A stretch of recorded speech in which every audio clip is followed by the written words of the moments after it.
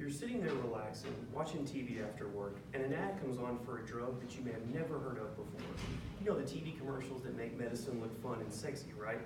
Have you ever asked yourself, how do we know that prescription drugs we're seeing on TV and their ads are even worthy of our attention? We all know that prescription drugs, when prescribed correctly by a doctor, can save human lives. But what about when they're advertised directly to consumers? Is this effective, or is it harmful to Americans? Moni Counts, the president of the American Association of Nurse Practitioners, who has her PhD as well as her CRNP, describes this as the most troubling issue and states DTC advertising has been around for more than a decade. Today you'll see why the concern for prescription drug ads and DTC advertising being shown to consumers is a real issue and something that needs to be addressed within our society. Now, one thing we may not be aware of is that prescription drug ads can confuse consumers and mislead them on what type of medications they need to be prescribed. Prescription drug ads tend to stretch the truth about the effectiveness of the drug for the patient while drawing attention away from the side effects the patient may experience during treatment.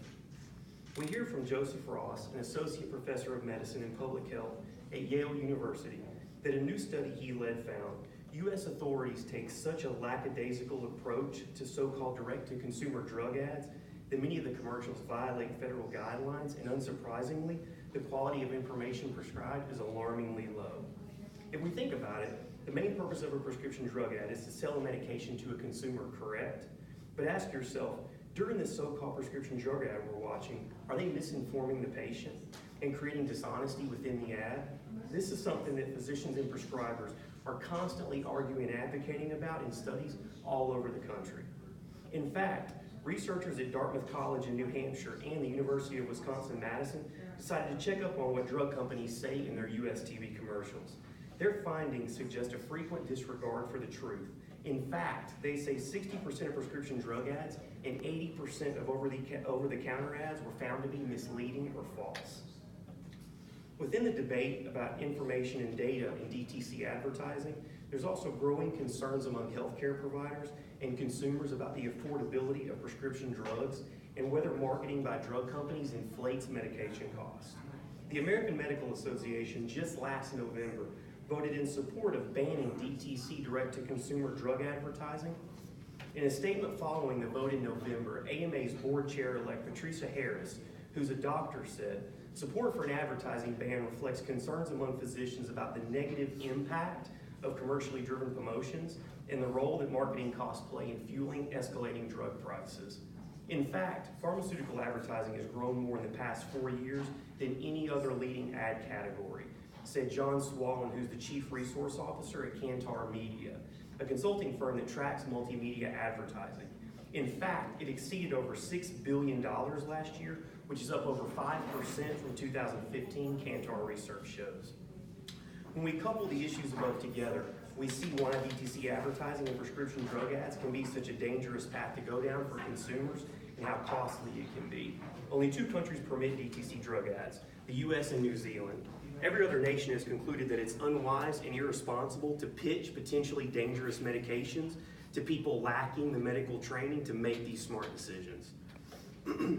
As Maggie Mahar, a writer for the Health Beat, states, with criticism mounting from consumer groups and pressure focused on reducing healthcare costs, there's a new sense among legislators time is right for limiting DTC drug advertising and coming up with a solution for the average consumer. The Families for ED Advertising Decency Act is one solution. It's sponsored by Representative James P. Moran, who's a Democrat from Virginia. And the House bill would give the FCC power to ban ads for prescription sexual aids like Viagra and Cialis from primetime television based on the decency grounds. Next, we have a Say No to Drug Ads, which is being introduced by Republican Jerry Nadler, a Democrat from New York.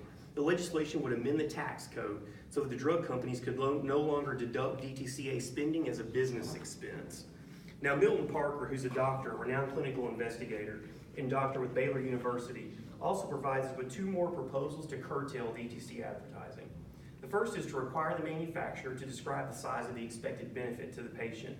This can be a statement of the placebo-corrected effect on the primary endpoint of the trial that led to the drug's approval. Secondly, Dr. Parker suggests telling the public how much the drug actually costs within the DTC ad. This should be the list price of the drug, not the discounted price, which companies don't disclose anyway. Who could possibly argue that such information would not be extremely useful to the average consumer? Any additional information that can be mandated by the FDA in a DTC ad by the manufacturer would truly help the consumer to be more informed. Now you all see the problems that DTC ads cause.